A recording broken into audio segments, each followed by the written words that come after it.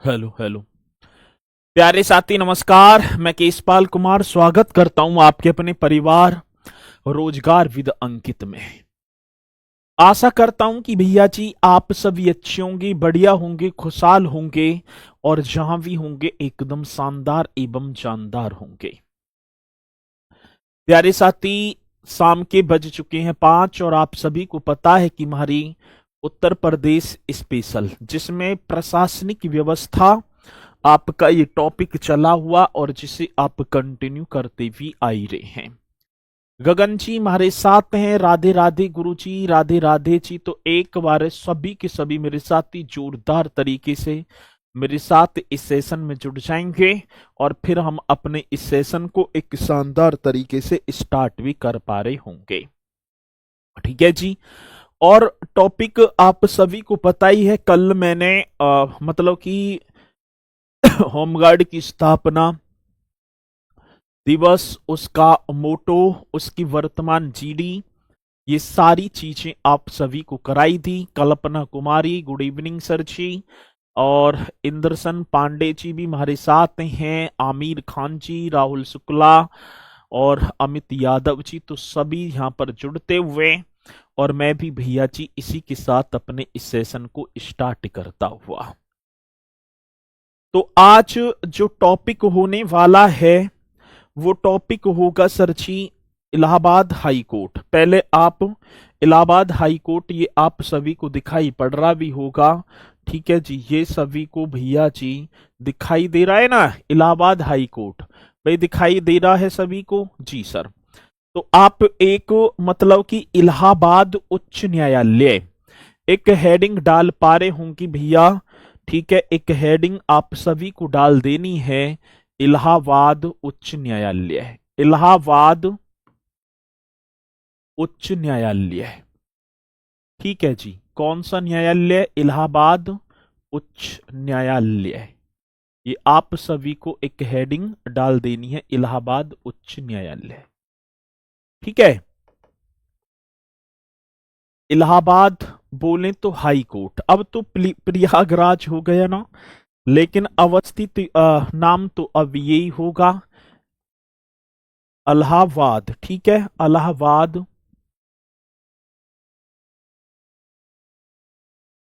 High court.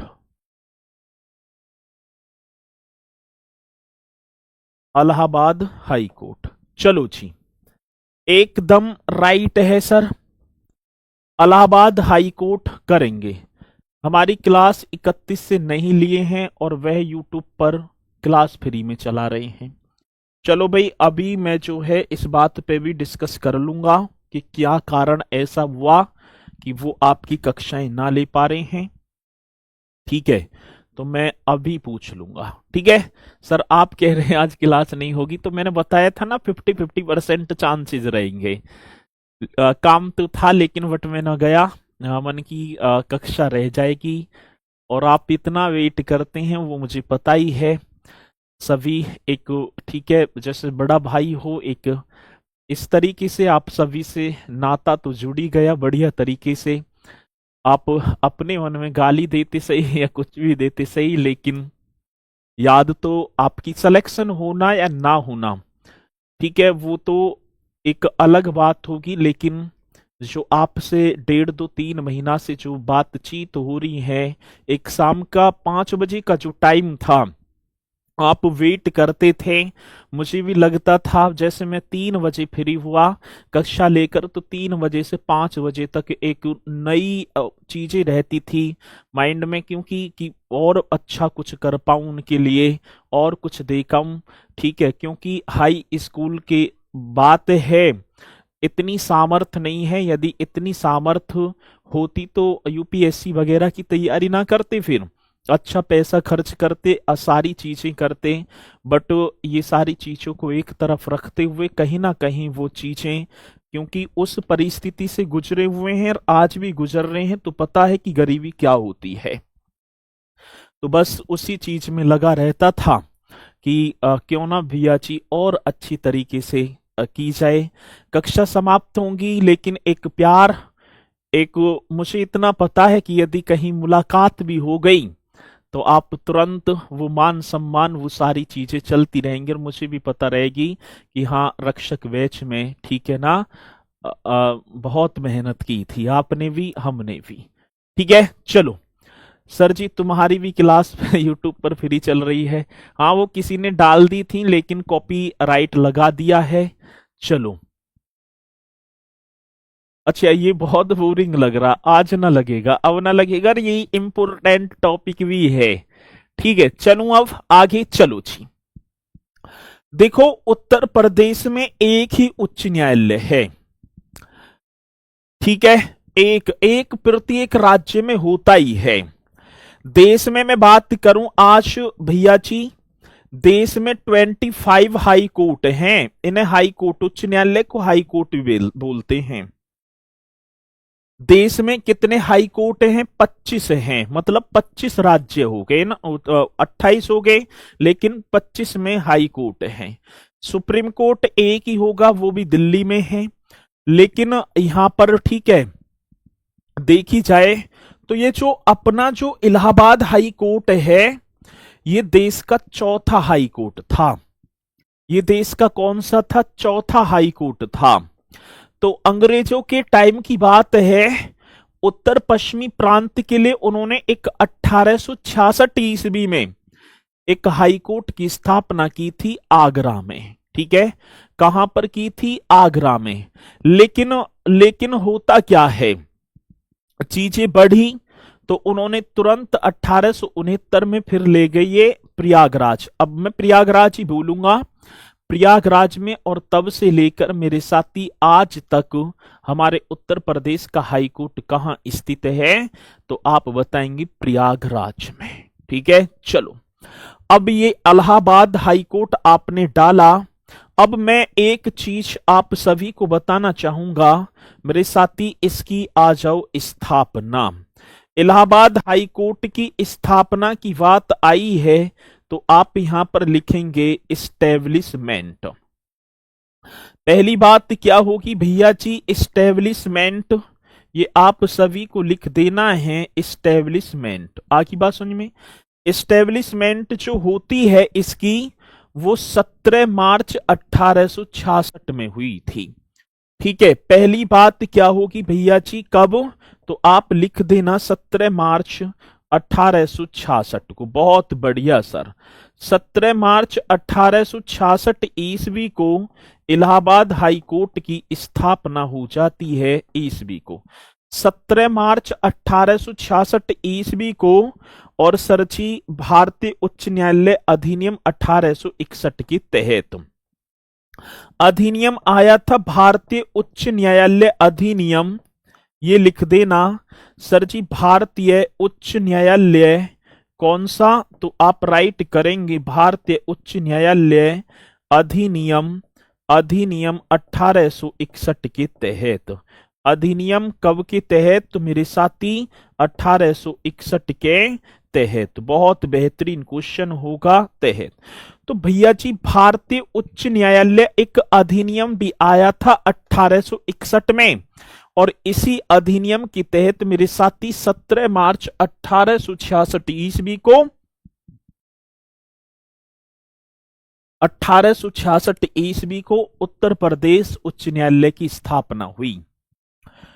अब ये पहले ये कहां था?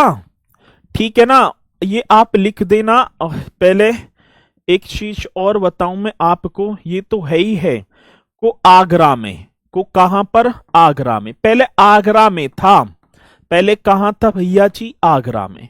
तो 17 मार्च 1866 ईस्वी को आगरा में भारतीय उच्च न्यायालय अधिनियम 1861 के तहत। अभी भैया जी आगरा में है। अभी 1866 में, मतलब कहने का ये है मेरा मतलब, जब स्थापना हुई थी ना तो ये आगरा में हुई थी, मतलब आगरा ही था हाई कोर्ट।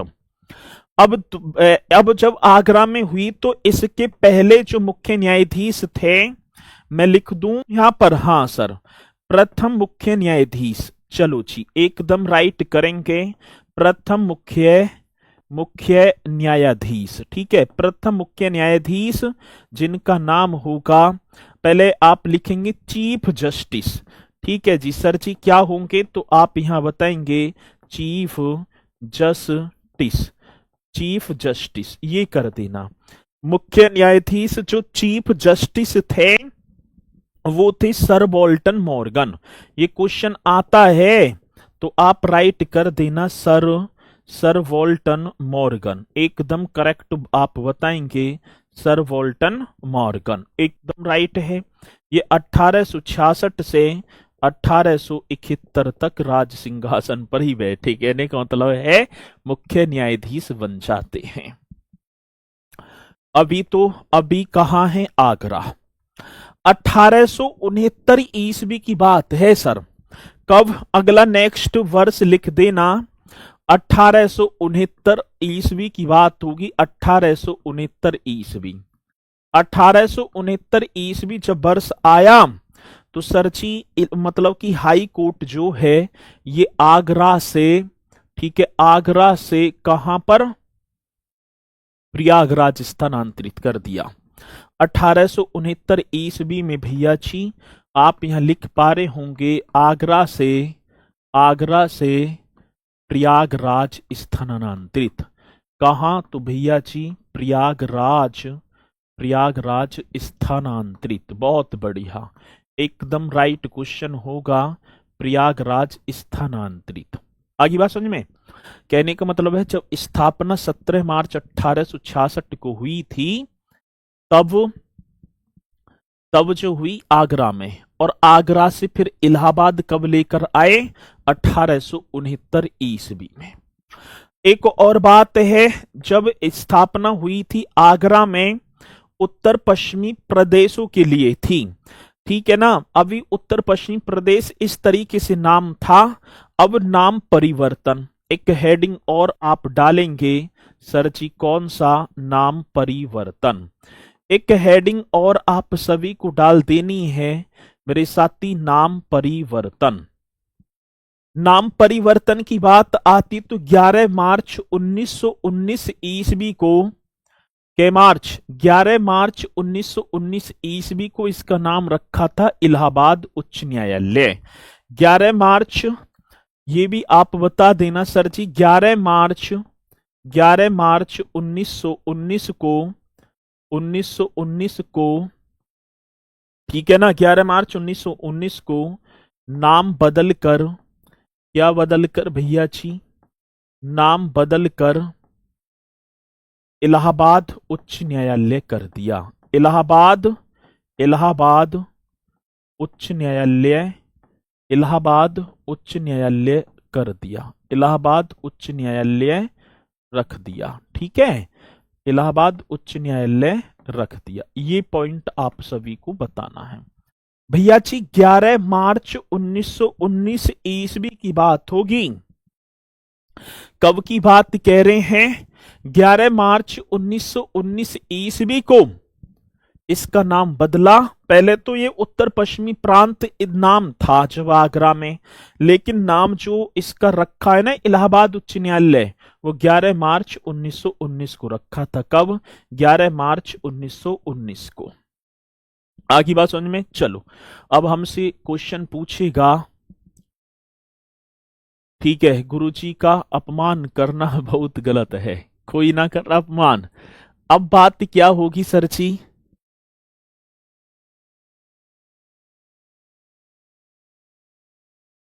अब बात क्या होगी?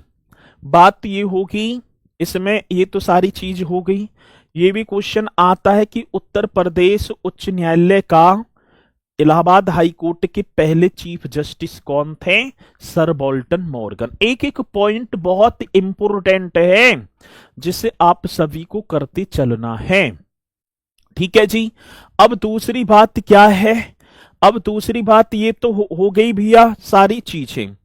अब क्वेश्चन आता है कि इलाहाबाद उच्च न्यायालय का पहला भारतीय मुख्य न्यायाधीश, अभी तक अंग्रेज ही तो बनते आ रहे हैं।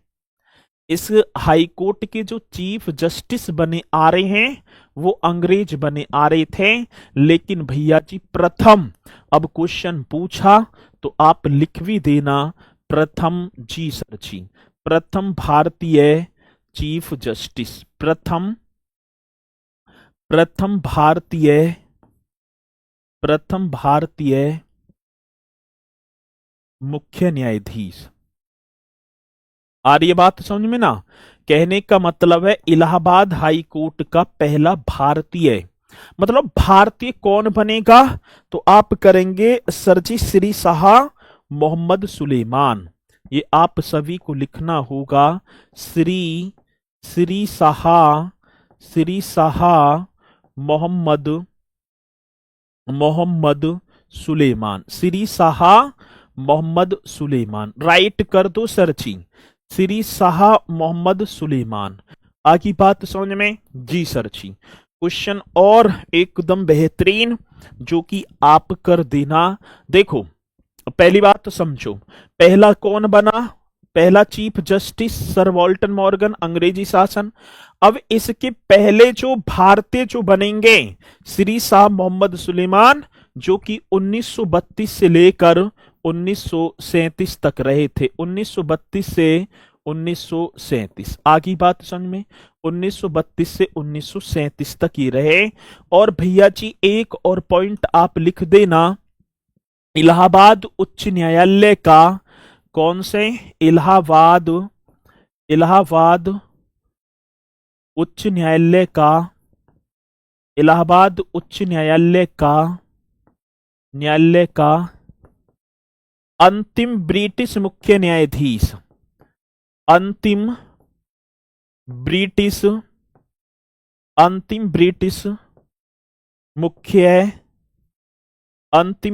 मुख्य न्यायाधीश। ये भी आप सभी को लिख देना, अंतिम ब्रिटिश। तो इलाहाबाद उच्च न्यायालय का अंतिम ब्रिटिश मुख्य न्यायाधीश, जिसका नाम होगा श्री एडवर्ड, हाँ सर जी, श्री एडवर्ड ये कर देना है, मतलब कि ग्रीमवुड मीअर्स,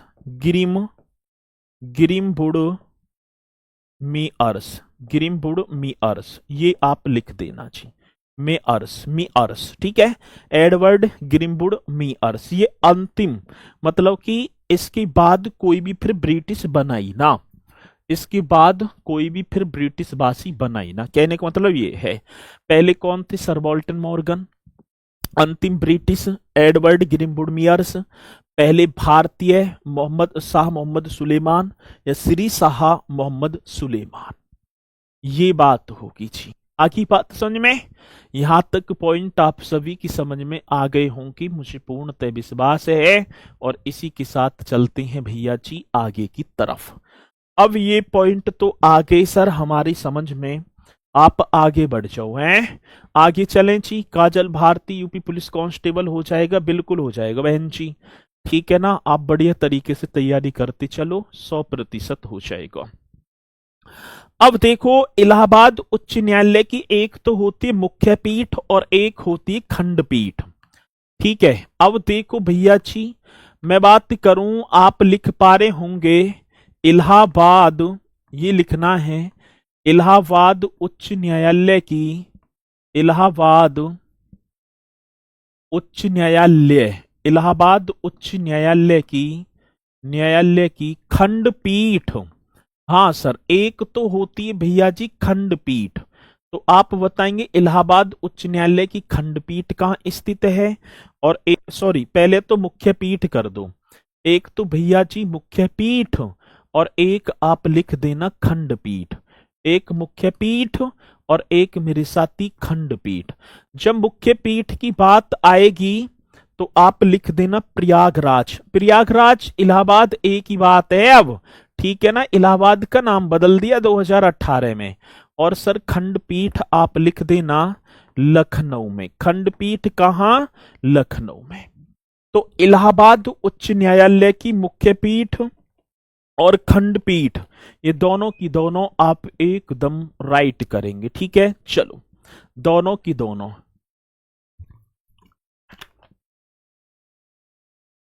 ठीक है। तो इलाहाबाद उच्च न्यायालय की मुख्य पीठ मेरे साथी ये कहां? प्रयागराज में। खंडपीठ की बात होगी तो आप राइट कर देना लखनऊ में। भारत का सबसे बड़ा उच्च न्यायालय है ये, ये क्या होगा सर जी? तो आप जहां न्यायाधीशों की स्वीकृत संख्या, ये भी बता देना, 160 है ना। ये भारत का सबसे बड़ा उच्च न्यायालय है भैया जी। इलाहाबाद उच्च न्यायालय आज देखा जाए तो भारत का सबसे बड़ा, भारत का, हाँ सर जी, सबसे बड़ा उच्च न्यायालय है।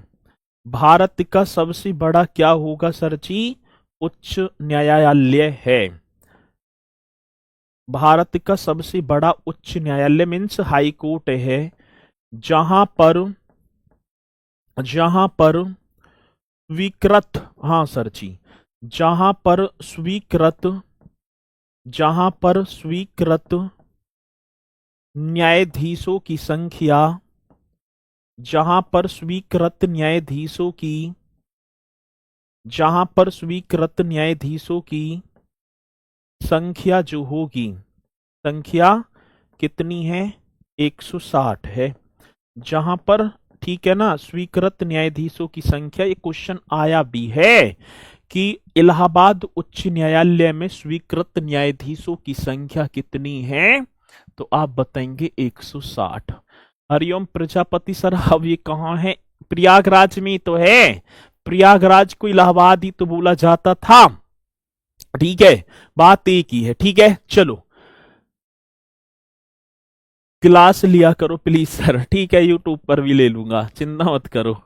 अब ये पॉइंट एकदम राइट होंगे सर जी? हाँ जी, ये पॉइंट भी एकदम मेरे साथी क्या होंगे? राइट होंगे। अब देखो एक चीज और देखो, ये जो भवन आज बना दिखाई पड़ रहा है ना, ये भवन, ठीक है, इस भवन की आधारशिला कब रखी गई?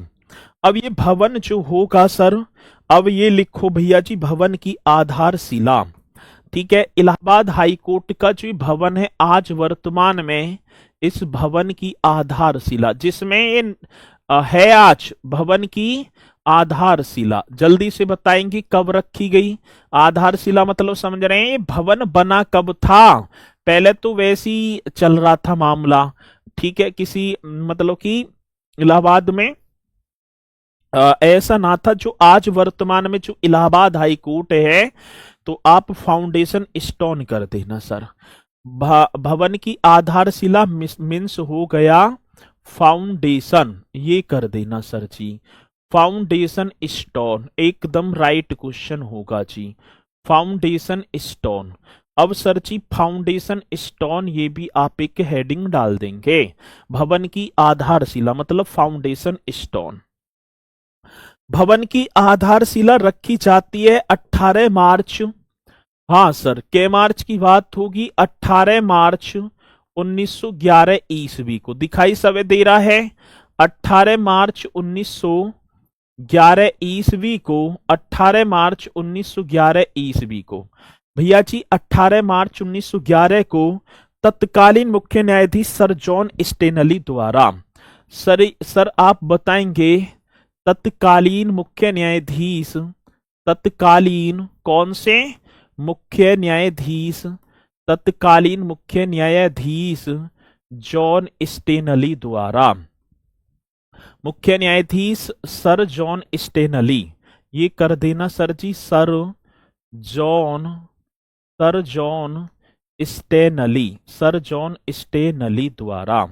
ये बहुत बढ़िया क्वेश्चन होगा, सर जॉन स्टेनली द्वारा। आगे बात समझ में?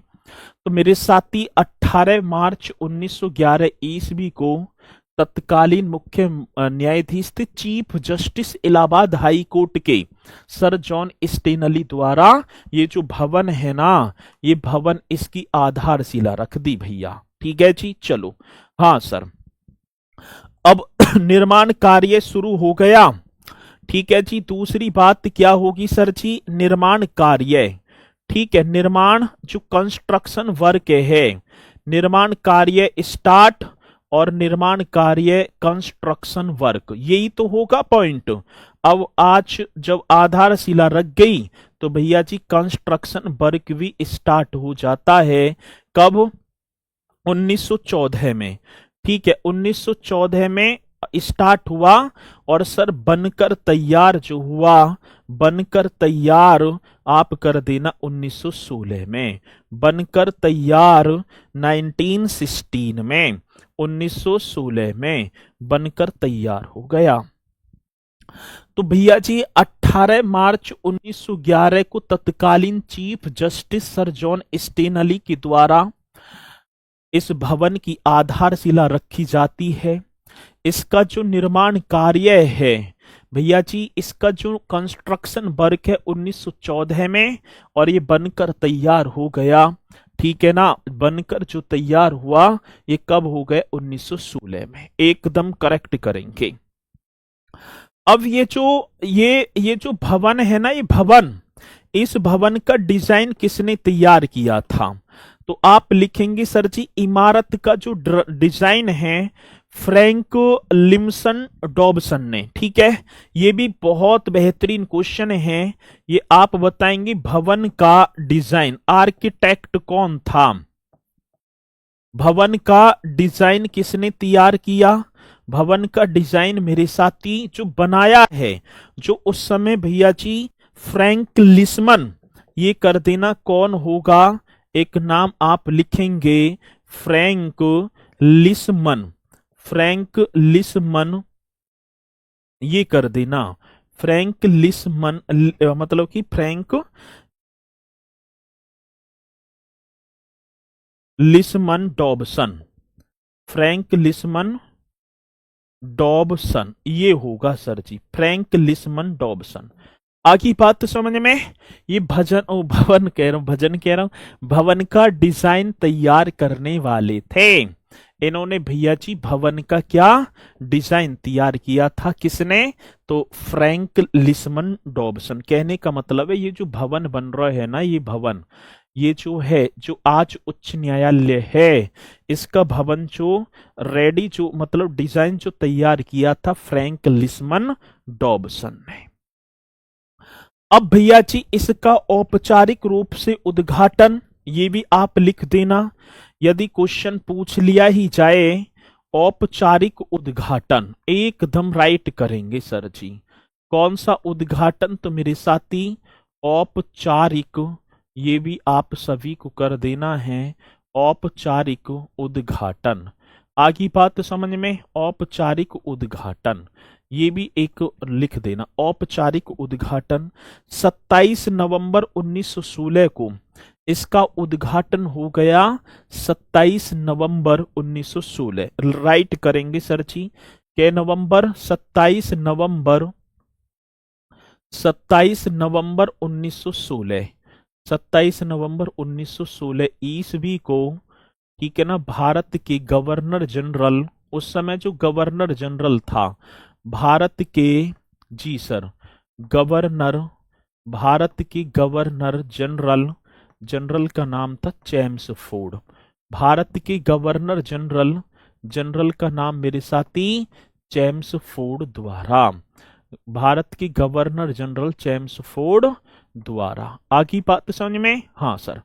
तो औपचारिक उद्घाटन की बात आती है तो सर आप लिख देना औपचारिक जो उद्घाटन 27 नवंबर 1916 को भारत की गवर्नर जनरल, ठीक है, चेम्सफोर्ड इसका कर देते हैं, ठीक है। बहुत बढ़िया बिट्टू पटेल जी, सर ये बाला यूपी जीके से उत्तर प्रदेश का हो जाएगा, 100% हो जाएगा भाई साहब, ठीक है। इसमें मैंने हर पॉइंट ऐड करता चला हूं, और जी के आप बहुत मस्त पढ़ाते हैं sir ji, thank you so much. चलो बहुत बढ़िया सर। पार्थ को समझ नहीं आ रहा है कि रथ को किस मोड़ दिया जाए, होमगार्ड कोई मोड़ो पार्थ। अब भैया जी पार्थ कहा करेंगे, ठीक है, तो जो तैयारी कर रहे हैं तो बढ़िया तरीके से करते चलो, मन बना लो एक बार है। जिस दिन 27 नवंबर 1916 को औपचारिक उद्घाटन हुआ, इसी दिन न्यायालय पूरे भवन से नए भवन में स्थानांतरित हो गया। और इसकी जो वास्तुकला है ना भैया जी, कौन सी कला, वास्तुकला, ये भी आप करेंगे आर्किटेक्चर है, ऐसी बोलेंगे ना इंडो सार्सेनिक शैली में, या शैली भी हम बोलें तो भैया जी आप लिख पा रहे होंगे इंडो इंडो सार सार सैनिक, इंडो सार सैनिक, इंडो सार सैनिक में। तो ये जो बना हुआ है, ये जो भवन की जो वास्तुकला है भैया जी, भवन की जो वास्तुकला है ना, ये इंडो सार सैनिक शैली में बनी हुई है। बहुत बढ़िया सर जी। अब मुझे ये बता दो, किसी मेरे साथी को यहां तक कोई दिक्कत है? भैया जी एक बार जल्दी से बता दो कि सर जी यहां तक किसी मेरे साथी को कोई डाउट है? ठीक है, चलो। संजय भंसाली, वर्तमान में तो भैया जी संजय भंसाली होंगे। वर्तमान में कौन है? संजय भंसाली, उदित नारायण तिवारी तिवारी जी, ठीक है, बहुत बढ़िया। चले आगे चलें जी। हाँ आगे चलो जी, आगे बढ़ जाओ। अब आगे चलेंगे सर, एक उत्तर प्रदेश लोक सेवा आयोग और होगा, Uttar Pradesh public service commission. शायद मैंने कराया या ना कराया ये तो आप सभी को पता होगा। वैसे मैंने डेमो में प्रथम मुख्यमंत्री ये सारी चीजें तो कराई होंगी। ठीक है, चलो। तो मैंने जो प्राचीन प्राचीन कह रहा हूं, मुख्यमंत्री जो पहले ये सारी चीजें तो करा दी होंगी ना। हाँ सर, इसको बनवाया किसने? तो ब्रिटिश सरकार के द्वारा ही बनवाया गया था। ब्रिटिश ही तो कर रहे हैं सारा काम, ठीक है, ब्रिटिश वाले ही तो कर रहे हैं। तो ये जो है उच्च न्यायालय कहाँ गया? ये रहा ना, इसने इसका तत्कालीन मुख्य न्यायाधीश, ये सारी चीजें यही करता धरता है, यही बना रहे अंग्रेजी।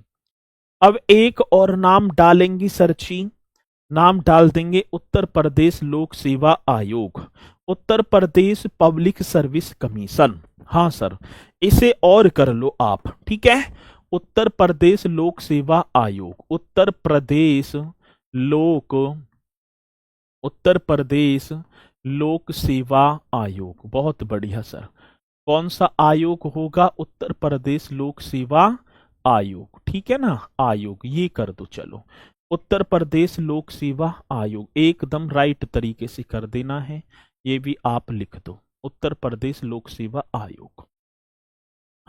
पहली बात, Uttar Pradesh public service commission, हम इसे बोल देंगे सर जी उत्तर प्रदेश। हाँ सर, कौन सा? उत्तर प्रदेश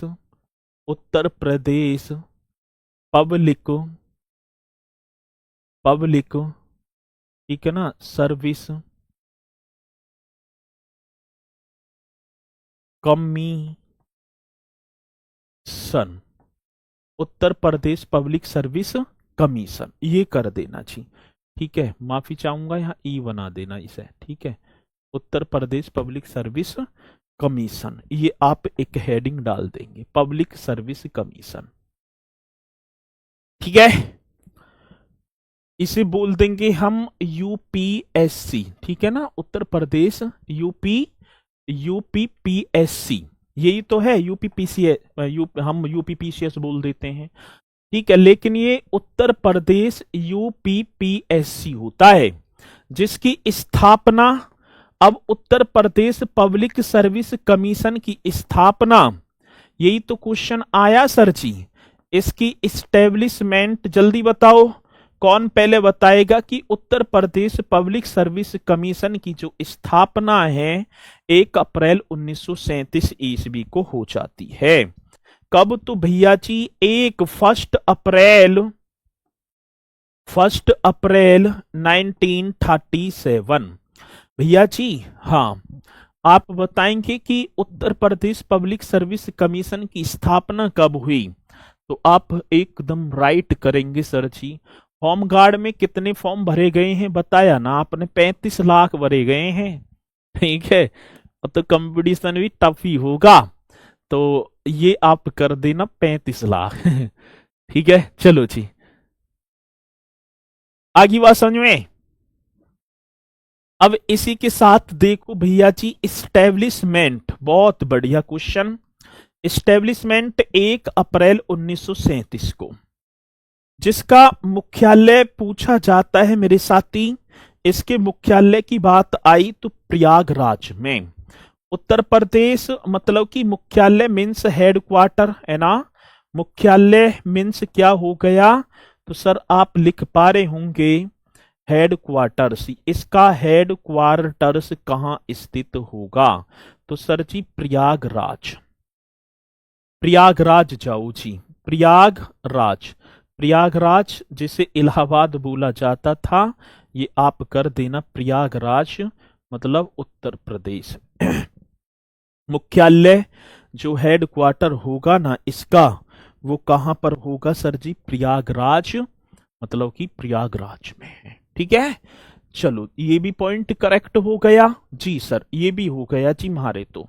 अब इसके जो पहले जो अध्यक्ष थे, अब इस आयोग के फर्स्ट प्रेसिडेंट मतलब पहले अध्यक्ष, फर्स्ट प्रेसिडेंट की बात आती है तो अब 1937 में तो अंग्रेजी बनेगा sir D L Drake Brockman, sir sir D L, sir D L Drake, D L Drake Brockman, D L Drake Brockman. आगे बात सुनिए में, sir D L Drake Brockman ये बनेंगे जो कि 3 अप्रैल, हाँ सर के अप्रैल की बात है, 3 अप्रैल 1937 से ये पद पर बैठेंगे और 1 अप्रैल, हाँ सर 1 अप्रैल 1942 तक मेरे साथी इन्होंने अपना कार्यभार संभाला है। ठीक है, के अप्रैल तक तो आप यहां लिख देना सर 1 अप्रैल, 1 अप्रैल तक, 1 अप्रैल 1942। ठीक है जी, प्रथम अध्यक्ष sir D L Drake Brockman ये बन जाते हैं। ठीक है, इंडो सार्वसैनिक एक शैली होती है, ये शैली होती है जैसे मुगल शैली हुई, मुगलों में तो इमारत आपने देखी होंगी कैसे कैसे हैं, इस तरीके से इंडो सार्वसैनिक जो अंग्रेज लेकर आए हैं उस शैली की तरह, मतलब उस शैली में ही इसका कंस्ट्रक्शन हुआ है, ये होगा। अब इसके वर्तमान अध्यक्ष संजय श्रीनेत। अब क्वेश्चन आएगा कि वर्तमान अध्यक्ष, तो वर्तमान अध्यक्ष भी तो आपको नोट कर लेना है सर, तो आप लिख देंगे वर्तमान अध्यक्ष, वर्तमान अध्यक्ष जिनका नाम होगा संजय, संजय श्रीनेत, संजय श्रीनेत, बहुत बेहतरीन क्वेश्चन, संजय श्रीनेत। ठीक है जी, वर्तमान अध्यक्ष कौन होंगी सर जी, तो आप लिख देना संजय श्रीनेत। आवाज सही ना आ रही, ये बताओ मुझे कि आवाज मेरी सही ना आ पा रही आपको, है ना आ रही सब आवाज सही, चलो आ जाएगी, तो ये भी आप सभी को कर देना है। और सर जी वर्तमान में उत्तर प्रदेश लोक सेवा आयोग में अध्यक्ष सहित कुल 9 सदस्य होंगे, इनका कार्यकाल 6 वर्ष या 62 वर्ष की आयु। जो कार्यकाल होता है ना वर्किंग टाइम, तो कार्यकाल आप लिख देना सर जी क्या, कार्यकाल, कार्यकाल का मतलब हो गया वर्किंग, ये भी करेंगे ना वर्किंग टाइम, कार्यकाल मेरे साथी वर्किंग टाइम, बहुत बढ़िया सर। अब वर्किंग टाइम आप लिख देना 6 वर्ष या 62 वर्ष की आयु, 6 वर्ष या 62 वर्ष की आयु, 62 वर्ष की आयु जो भी पहले हो, जो भी पहले हो। ठीक है, जो भी पहले हो। अब कुछ कहेंगे सर जी ये समझ में नहीं आई, देखो अब सपोज करो कि मैं बन गया इसका मतलब कि अध्यक्ष, मेरी आयु है 59 साल, मेरी आयु आज कितनी है माना 59, और 6 वर्ष का मेरा कार्यकाल होगा तो कितने होगी भैया जी 65। अब मैं बनूंगा कब तक, मात्र 62 तक, तो कहने का मतलब है मुझे 62 साल से पहले पहले रिटायर हो जाएंगे। तो या तो अब जैसे सपोज करो मैं बना 55 साल का, 6 वर्ष का कार्यकाल तो कितने हो गए 61, तो मैं अपना कार्यकाल पूरा कर जाऊंगा। लेकिन यदि मैं बना भैया 60 का ही बना तो फिर मैं 2 वर्ष तक ही कर पाऊंगा, ठीक है ना। फिर मैं भैया जी 2 वर्ष तक ही अपने कार्यकाल को कर पाऊंगा।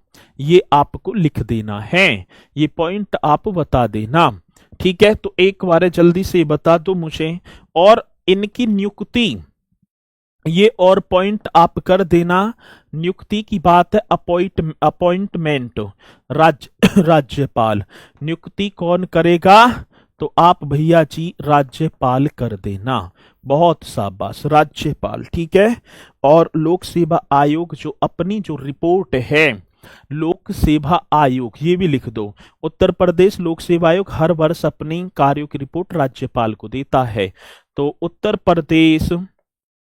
उत्तर प्रदेश लोक सेवा आयोग, कौन सा भैया जी, लोक सेवा आयोग हर वर्ष, उत्तर प्रदेश लोक सेवा आयोग हर वर्ष अपने कार्यों की रिपोर्ट, हर वर्ष अपने कार्यों की रिपोर्ट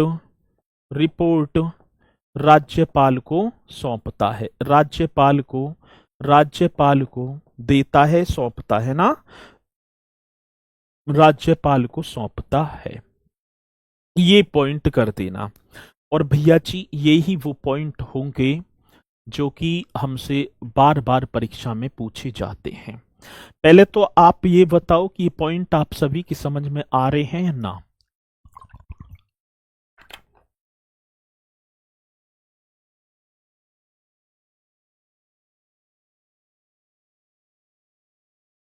ये पॉइंट कंप्लीट है ना। चलो, 1 अप्रैल 1937 लिख तो दिया। स्थापना 1 अप्रैल 1937 को इसकी स्थापना होती है। सुल्तानपुर की धरती से गुरुजी के चरणों में प्रणाम, तो प्रणाम आपकी स्वीकार है। बहुत बढ़िया, ठीक है। सर होमगार्ड की तैयारी करें कांस्टेबल की, तो जीएस तो आपको उसी लेवल से पढ़ाया गया है। अब मात्र आपको करनी है तो क्या, हिंदी कर लेना, रीजनिंग और मैथ, और क्या है, ठीक है। बाकी सारी चीजें वही हैं, ठीक है जी। एकदम राइट सभी कह रहे हैं। लोक सेवा के जो है 53 न्यायाधीश भारत के 53,